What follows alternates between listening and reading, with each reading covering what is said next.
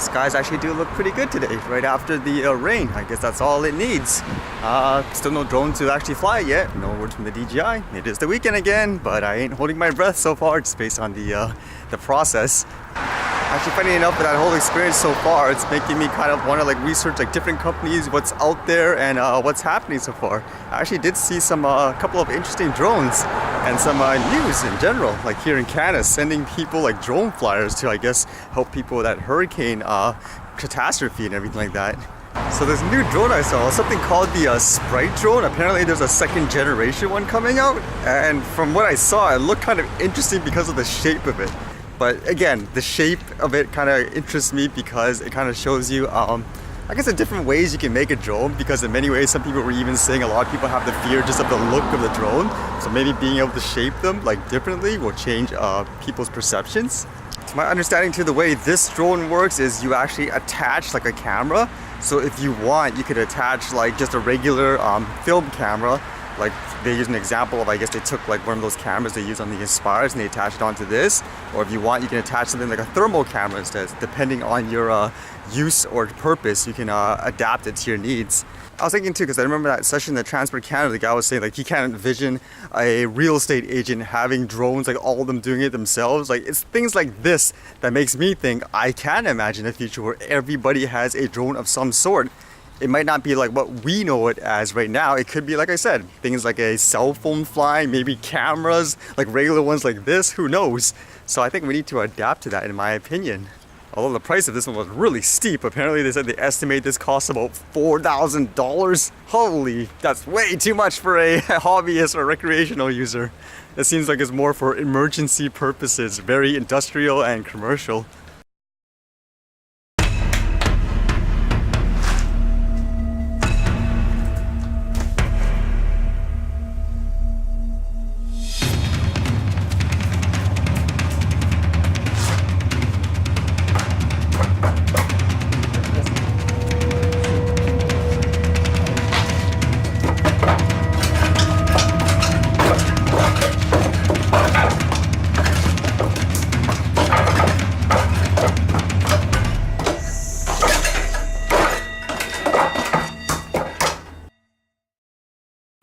Oh, tough class today. Look what he gave me at the end because it fell out of his plants. Okay, free tomato after a class, I guess. Well, it's kind of funny because he was trying to look stuff up in the lineage. He couldn't find the stuff on Facebook because he's not very tech savvy. And I went in a circle. At first he's like, who is this guy? Because his guy's name's what? Harry? Harry. I looked at everywhere, it wasn't there. I looked at the phone afterward, that's not Harry, it's a Henry. Yeah, and I found the videos and all that. Well, that's kind of interesting. You can meet someone else with all this skill and so forth, but they don't have skill in another field, which in this case is tech. It just shows you why you need to be diverse in the people you meet, and that's why it's good to be culturally diverse and all that. Yeah, I guess it's the drone stuff like that to make the awareness and all that. I mean, for me, I don't have necessarily all the backgrounds for model aircrafts, understanding every single the aviation stuff, but you do what you can. So for me, I use my art background and stuff to help communicate with people. I did help him find a clip though. It's kind of interesting seeing people practicing martial arts in a restaurant. How would you react if you saw something like this? So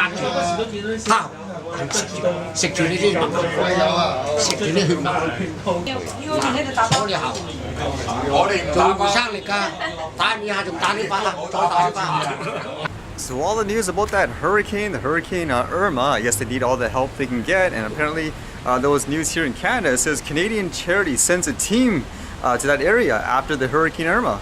Now what interests me here is apparently they sent things like a drone pilot because it was, I guess, really useful to get information and how to find people to make it more efficient.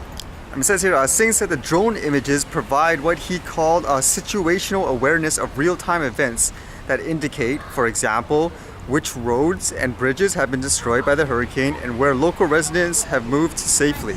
It says what this does is it gives emergency managers better information and more information right away so they can make better decisions to get more aid to people immediately. I mean, again, it's a piece of tech, and if you use it in the right way, it does a lot of good. And by restricting it, in my opinion, not letting people practice it, even if it's recreational, you're hindering everything, in my opinion. I mean, imagine in this case, if there's not enough emergency workers in the area, or there will be no emergency workers in the area, why not use the recreational drone flyer? To me, it doesn't make sense in that way. And again, that's something that should have been asked actually in that Transport Canada meeting. There just was no time. I know one of the themes of the comments is Transport Canada, they're not listening anyway, so you know, why bother? And I was even thinking, like, even with that example, like here with the emergency, I mean, I didn't have enough time to ask it, but basically stuff like that should be asked to put them on the spot to see what the clarification is, like when it comes to stuff like that. For example, if you say it's illegal for people to fly drones, recreational people, around natural disasters, for example, what if they could use it in this case? There's no one else around. Do you fly the drone and help people, or do you let people suffer, for example? Because with the other example of the backyard flying, you're like, hey, it's illegal. Like that's the point, like theoretically, yes. So maybe the stakes aren't high enough. So maybe if someone does that, it'll be a lot better. Because I always felt in the beginning anyways, it's more about the public education, because I don't know, it seems very political in my opinion to constantly try to send out these facts. If they don't want to listen, they don't want to listen. But once you get the outrage of like all the people, when they're educated, then it's a different story. Again, United Airlines examples like of this year, like internally the company before, by the sounds of it was like, yeah, who cares or whatever. But once it blew up, the public kind of found out about it, that's a different story. And I personally think like stuff like that people can relate with like immediately. What? You're telling me this guy could fly that and all that, but your law basically stops him and you encourage them like to stop doing that?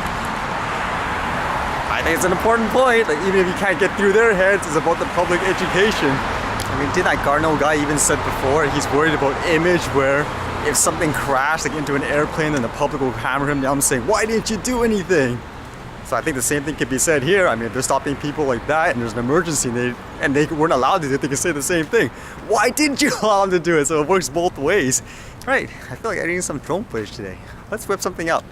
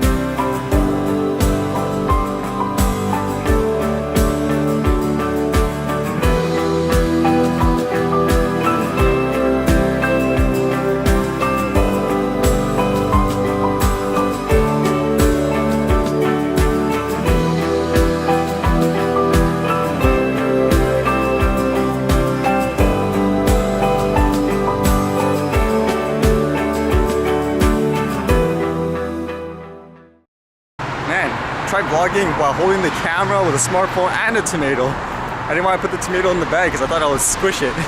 Anyways, see you guys later.